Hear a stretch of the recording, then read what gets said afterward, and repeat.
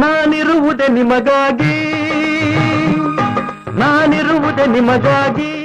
ಸ್ನೇಹಿತರೆ ನಮಸ್ಕಾರ. ಕಂಠೀರವ ಸ್ಟುಡಿಯೋದಲ್ಲಿರುವಂತಹ ರಾಜ್ಕುಮಾರ್ ಅವರು, ಪಾರ್ವತಮ್ಮ ಅವರು ಮತ್ತು ಪುನೀತ್ ರಾಜ್ಕುಮಾರ್ ಅವರ ಸ್ಮಾರಕ. ಕನ್ನಡ ಚಿತ್ರಕ್ಕೆ ಇವರೊಂದು ಅಪಾರ ಕೊಡುಗೆ ಬಿಡ್ರಿ. ರಾಜ್ಕುಮಾರ್ ಆಗಲಿ, ಪಾರ್ವತಮ್ಮ ಆಗಲಿ, ಎಲ್ಲ ಮಡ್ರಾಸಲ್ಲೇ ಆಗ್ತಿತ್ತು. ಇವರಿಂದನೇ ಎಲ್ಲ ಕರ್ನಾಟಕ ಆಯಿತು. ಎಲ್ಲ ತುಂಬ ನೆನಪಾಗತ್ತೆ. ಮೂರು ಮಂದಿ ನೋಡಿದ್ರು ದುಃಖನೇ ಆಗ್ತಾ ಇದೆ. ರಾಜ್ಕುಮಾರ್ ಅವ್ರ ಸಿನಿಮಾಗಳನ್ನ ಎಲ್ಲ ನೋಡಿದೀವಿ ಅವ್ರದ್ದು. ನಾವು ಚಿಕ್ಕವರಿದ್ದಾಗ ಇವ್ರನ್ನೇ ನೋಡಿ ಬೆಳೆದವರೆಲ್ಲ. ಅವ್ರ ಆದರ್ಶನೇ ನೋಡಿ ಪಾಲಿಸ್ಕೊಳ್ಬೇಕು ಅನ್ಸು. ಅವ್ರದ್ದು ನೋಡಿದ್ರೆ ಎಲ್ಲ ಅಕ್ಕ ತಂಗಿಯರ ಜೊತೆಗೆ ಹೆಂಗಿರ್ಬೇಕು, ತಂದೆ ತಾಯಿ ಜೊತೆಗೆ ಹೆಂಗಿರ್ಬೇಕು, ಅದೆಲ್ಲ ಒಂಥರ ಆದರ್ಶ ಇದೆ. ಎಲ್ಲ ಮೌಲ್ಯಗಳನ್ನ ಅವ್ರಿಂದ ನೋಡಿ ಕಲಿಬೇಕು. ಅಣ್ಣ ತಮ್ಮದ ಜೊತೆ ಅವ್ರ ಅಷ್ಟು ಏಜ್ ಆದ್ರೂ ಹೆಂಗಿರ್ತಿದ್ರು ಅದೆಲ್ಲ ನೋಡಿ ನಾವು ಅವೆಲ್ಲ ನೋಡಿ ಕಲ್ತಿದ್ದ ಅವಾಗೆಲ್ಲ. ಈಗೂ ನಮ್ಗೆಲ್ಲ ದೊಡ್ಡವ್ರು ಅಂದ್ರೆ ಎಲ್ಲ ಅಭಿಮಾನ ಅನ್ಸತ್ತೆ. ಈಗಿನವ್ರೇ ಒಬ್ಬರದೊಬ್ಬರಿಗಿದ್ದನೇ ಇರಲ್ಲ. ಇವ್ರದೆಲ್ಲ ನೋಡಿದ್ರೆ ತುಂಬಾ ಇದಾಗುತ್ತೆ. ನಿಜ ಬದುಕಲು ಹಂಗೆ ಇದ್ರು, ಅಕ್ಕ ತಂಗಿ ಎಲ್ಲರನ್ನು ಒಟ್ಟಿಗೆ ಕೂಡ್ಸೋದು. ಹೌದು ಸರ್, ಹೌದು ಸರ್.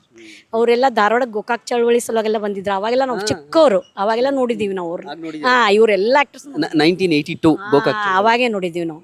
ಅವಾಗೆಲ್ಲ ನೋಡಿದೀವಿ ಅವ್ರನ್ನೆಲ್ಲ. ಶಂಕರ್ ನಾಗರ್, ಅನಂತ್ ನಾಗರ್ಲಿ, ಇವರು ಆಗ್ಲಿ ಎಲ್ಲರೂ ಬಂದಿದ್ರು. ರಾಜ್ಕುಮಾರ್ ಬಂದ ಮೇಲೆ ಆ ಜನಸಾಗರ ಬಂದಿದ್ದಿದೆಯಲ್ಲ, ಸಾಗರನೇ ಆ ತರ ಬಂದಿತ್ತು ಆ ಗೋಕಾಕ್. ಹೌದು ಸರ್, ಹೌದು ಸರ್. ಫಸ್ಟ್ ಸಿನಿಮಾ ಯಾವ್ದು ನೋಡಿದ್ರಿ ಅನ್ನೋರು ನೆನಪಿದ್ಯಾ? ಫಸ್ಟ್ ನೋಡಿದ್ ನೆನಪಿದ್ಯಾ? ಯಾವ್ದು ಒಂದು? ಸಂಪತ್ತಿಗೆ ಸವಾಲ್, ಎಮ್ಮೆ ಹಾಡು. ಎಮ್ಮಿದ ಹಾಡು ಚಿಕ್ಕವರಿದ್ವಲ್ಲ, ಎಮ್ಮೆ ಹಾಡು ಅಂದ್ಕೊಂಡು ಒಂಥರ ನೋಡ್ತಿದ್ವಿ ಅದನ್ನ. ಅದೆಲ್ಲ ನೋಡಿದ್ ನೆನಪಿದೆ ಸರ್. ಸೊ ಮನೆಯಲ್ಲಿ ಎಲ್ಲರಿಗೂ ರಾಜ್ಕುಮಾರ್ ಇಷ್ಟನಾ? ಎಲ್ಲರಿಗೂ ಇಷ್ಟ. ನಮ್ದು ಒಬ್ರು ಚಿಕ್ಕಮ್ಮವ್ರ ಫ್ಯಾಮಿಲಿ ಇದೆ. ಅವ್ರ ಮನೇಲಿ ಅಂತೂ ಇವ್ರದೇ ಡೈಲಾಗ್, ಪ್ರತಿಯೊಂದಕ್ಕೂ ಡೈಲಾಗ್ಸ ಇವ್ರದೇ ಹೇಳ್ತಾರೆ. ಅಷ್ಟು ಅವರೇ ಮನೆಯಲ್ಲೇನೋ ಅನ್ನೋಂಗ್ ಅನ್ಸುತ್ತೆ. ಆ ಥರ ಅಷ್ಟು ಅವ್ರನ್ನೆಲ್ಲ ನೋಡಿ ಬೆಳೆದವ್ರು ನಾವು ಇವ್ರನ್ನೆಲ್ಲ. ನಿಮ್ಮ ಮಗಳು ನೋಡಿದಾಗ ಖುಷಿ ಆಯ್ತು. ಯಾಕಂದ್ರೆ ಇವತ್ತಿನ ಜನರೇಷನ್ ತುಂಬಾ ವೆಸ್ಟರ್ನ್ ಕಲ್ಚರು, ಬೇರೆ ಬೇರೆ ಭಾಷೆ ಸಿನಿಮಾಗಳು ನೋಡೋದು ಎಲ್ಲದೂ ಇದೆ ಇವಾಗಿನ ಜನರೇಷನ್. ಬಟ್ ಸ್ಟಿಲ್ ನಿಮ್ಮ ಮನೆಯಲ್ಲಿ ರಾಜ್ಕುಮಾರ್ ಅವ್ರ ಸಿನಿಮಾ, ಅವ್ರ ಕುಟುಂಬದ ಸಿನಿಮಾಗಳು ನೋಡೋ ಕಲ್ಚರ್ ಮೇನ್ ಬೇಸಿಕ್ ಸರ್. ಇವ್ರಂತವ್ರು ಯಾರು ಮತ್ತೊಬ್ರು ಹುಟ್ಟಿ ಬರ್ಲಿಕ್ಕಿಲ್ಲ, ಆಗ್ಲಿಕ್ಕಿಲ್ಲ ಯಾವ ಇದ್ರಲ್ಲಾದ್ರು. ನಮ್ಮ ಕನ್ನಡ ಅಂದ್ರೆ ಇವರು ದೇವರೇನೆ ನನ್ನ ಪ್ರಕಾರ. ತುಂಬಾ ಸಂತೋಷ ಆಯ್ತು ನಿಮ್ಮ ಜೊತೆ ಮಾತಾಡಿ. ನೋಡಿ, ರಾಜ್ಕುಮಾರ್ ಅವರು ಸಮಾಜಕ್ಕೆ ಏನು ಕೊಟ್ಟರು ಅಂತ ಹೇಳ್ತೀವಲ್ಲ, ಇದೆ ಒಂದು ಕುಟುಂಬ. ಆ ಕುಟುಂಬದ ಫ್ಯಾಮಿಲಿ ವ್ಯಾಲ್ಯೂಸು, ಸಮಾಜದ ಜೊತೆ ಹೇಗಿರಬೇಕು, ನಾವು ಹೇಗೆ ನಡ್ಕೋಬೇಕು. ಸಿನಿಮಾಗಳಲ್ಲಿ ನಟನೆ ಮಾಡೋದು ಅಷ್ಟೇ ನಟರ ಜವಾಬ್ದಾರಿ ಅಲ್ಲ, ಅವರು ಸಮಾಜದ ಪ್ರತಿಬಿಂಬ ಆಗಬೇಕು. ಯಾಕಂದರೆ ಜನ ಅವ್ರನ್ನ ನೋಡಿ ಅನುಸರಿಸ್ತಾರೆ, ಅದನ್ನು ಫಾಲೋ ಮಾಡ್ತಾರೆ. ರಾಜ್ಕುಮಾರ್ ಅವರು ಸಮಾಜಕ್ಕೆ ಕೊಟ್ಟಂತಹ ಕೊಡುಗೆ ಅದೇ. ಬಹುಶಃ ರಾಜ್ಕುಮಾರ್ ಅವರ ನಂತರ ಅವರ ಬಹುತೇಕ ಎಲ್ಲ ಗುಣಗಳನ್ನು ಅಳವಡಿಸಿಕೊಂಡವರು ಪುನೀತ್ ರಾಜ್ಕುಮಾರ್ ಅವರು. ಕೊನೆಯದಾಗಿ ಏನು ಅನಿಸ್ತು ಈ ಸ್ಥಳಕ್ಕೆ ಬಂದಾಗ ನಿಮ್ಮ ಮನಸ್ಸಿಗೆ? ತುಂಬ ಚೆನ್ನಾಗೆಲ್ಲ ಮೇಂಟೈನ್ ಮಾಡಿದ್ದಾರೆ ಕರ್ನಾಟಕ ಗೌರ್ಮೆಂಟ್. ಖುಷಿನೂ ಆಗ್ತಾ ಇದೆ, ಅಷ್ಟೇ ದುಃಖನೂ ಆಗ್ತಾ ಇದೆ. ಇದು ನೋಡಿ ಖುಷಿ ಪಡುವಂತ ವಿಚಾರ ಅಲ್ಲ. ಅದೇ ಸರ್, ಅದೇ ಅವ್ರು ಇಲ್ಲಿದ್ದಾರೆ ಅನ್ನೋದು. ಅಷ್ಟೇ ಸಮಾನ. ನಮ್ಮ ಜೊತೆ ಒಬ್ರು ಹಿರಿಯ ಜೀವ ಇದ್ದಾರೆ. ಅಮ್ಮ ನಮಸ್ತೆ. ನಮಸ್ತೆ ರೀ. ಚೆನ್ನಾಗಿದ್ದೀರಿ? ಚೆನ್ನಾಗಿದೆ. ಎಲ್ಲಿಂದ ಬಂದಿದ್ದೀರಿ? ನಾವು ಕುಷ್ಟಗಿಲಿಂದ ಬಂದಿದ್ದೀರಿ. ಕುಷ್ಟಗಿಲಿಂದ. ಹೌದು. ರಾಜ್ಕುಮಾರ್ ಅಂದ್ರೆ ಬಹಳ ಇಷ್ಟ. ಓಕೆ. ಪುನೀತ್ ರಾಜ್ಕುಮಾರ್ ಅಂದ್ರೂ ಒಂದು ಮಗ ಇದ್ದಗತ್ತೆ. ಏನಪ್ಪ. ಓಕೆ. ರಾಜ್ಕುಮಾರ್ ಅವ್ರ ಬಗ್ಗೆ ಏನ್ ಅನ್ಸುತ್ತೆ ನಿಮ್ಗೆ? ನಾವು ಸಣ್ಣರಿದ್ವಿ, ನಾಲ್ಕಣ್ಣ ಕೊಟ್ಟು ಸಿನಿಮಾ ನೋಡಿವಿ. ಅದನ್ನ ಯಾವ್ದು ಯಾವ್ದ ಹೆಸರು ಗೊತ್ತಿಲ್ಲ ನನಗ. ಅದ್ ನೋಡಿವಿ ಅದನ್ನ. ಗಂಗಿ ನಿನ್ನ ಮೇಲೆ ನನಗೆ ಮನಸ್ಸೈತೆ ಅದು ಒಂದು. ಮತ್ತಿನ್ನ ಯಾವ್ಯಾವ ನೋಡಿವಿ ಸಣ್ಣರಿದ್ದಾಗ. ಜಡಿಗೆ ಅದೊಂದು ಐತಿ, ಅದು ಒಂದು. ದೂರದ ಬೆಟ್ಟ. ಅದನ್ನ ನೋಡಿವಿ. ಎಲ್ಲ ನೋಡ್ಕೊಂತ ಬಂದಿವಿ. ರಾಜ್ಕುಮಾರ್ ಅಂದು, ಪುನೀತಂದು, ಪಾರ್ವತಮ್ಮಂದು, ಬರಣಿಗೆ ಬರೆದದ್ದು ಎಲ್ಲ ನೋಡಿವಿ. ಹೌದಾ? ಓಕೆ. ನೀವು ಈ ಕಡೆ ಉತ್ತರ ಕರ್ನಾಟಕ ಕುಷ್ಟಗಿ ಅವರು ಅಲ್ವಾ? ನಾವು ಫಸ್ಟ್ ತಳ ಉನ್ಕುಂಡಿ ಇಲ್ಕಲ್ ತಕ ನಮ್ಮ ಕೊಟ್ಟಿದ್ದು ಬೋಟಿಗೆ. ನಮ್ಮ ಓನರ್ ಇರೋದು ದಾವಣಗೆರೆ. ನಮ್ಮ ತಮ್ಮ ಅಕ್ಕ ತಂಗಿಯರು ಎಲ್ಲ ಅಲ್ಲೇ ಅದಾರ. ನಮ್ಮೂರು ಅದೇ. ನಮ್ಮೂರ ಅದ ದಾವಣಗೆರೆ. ದಾವಣಗೆರೆ ನಮ್ಮೂರು. ಈಗ ಯಾಕೆ ಬೆಂಗಳೂರಿಗೆ ಬಂದಿದ್ದೀರಿ? ಇದನ್ನ ನೋಡಾಕ ಬಂದೀವಿ ನಾವು. ಹೌದಾ? ಕುಷ್ಟಗಿಯಿಂದ. ಕುಷ್ಟಗಿಲಿದ್ದಾನ ಈಗ ಬೇಕಾದ್ರೆ ಬಂದು ರೂಮ್ ಹಿಡಿದ್ವಿ ಅಲ್ಲೇ. ನೋಡಿ ಚೆಕ್ ಮಾಡು ಆಯ್ತು, ನೋಡ್ಕೊಂತ ಮುಂದಕ್ಕೆ ಹೋಗಾರ ಎಲ್ಲಾರ.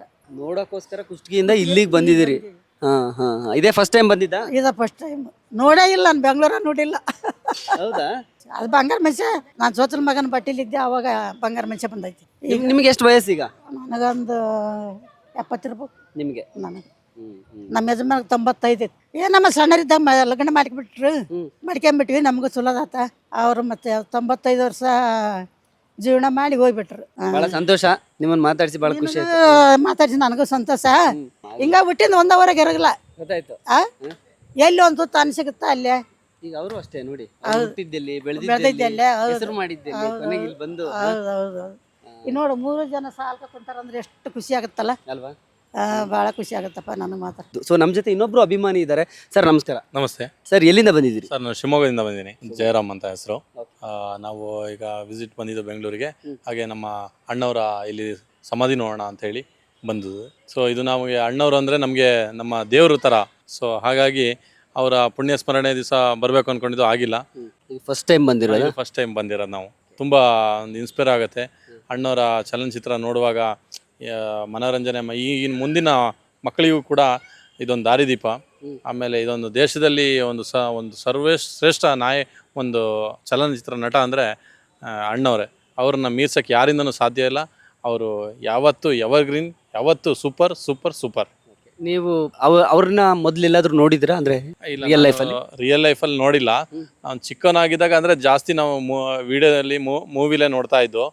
ಬಟ್ ಶಿವಮೊಗ್ಗ ಒಂದು ಸಾರಿ ಬಂದಾಗ ನಾವು ಹೋಗ್ಬೇಕು ಅಂದ್ಕೊಂಡು, ಬಟ್ ಆಗಿಲ್ಲ, ಸಿಕ್ಕಿಲ್ಲ. ನಾವು ಜಾಸ್ತಿ ಮೂವಿಲೇ ನೋಡಿರೋದು. ಯಾವ್ಯಾವೆಲ್ಲ ಸಿನಿಮಾಗಳನ್ನ ನೋಡಿದ್ದೀರಿ? ನಾನು ಅವ್ರದ್ದು ಎಲ್ಲ ಫಿಲ್ಮನ್ನು ಬಹುತೇಕ ಒಂದು 80% ಫಿಲ್ಮನ್ನು ನೋಡಿದ್ದೀನಿ ನಾನು. ತುಂಬ ನಾನು ಅಭಿಮಾನಿಯಾಗಿದ್ದೀನಿ.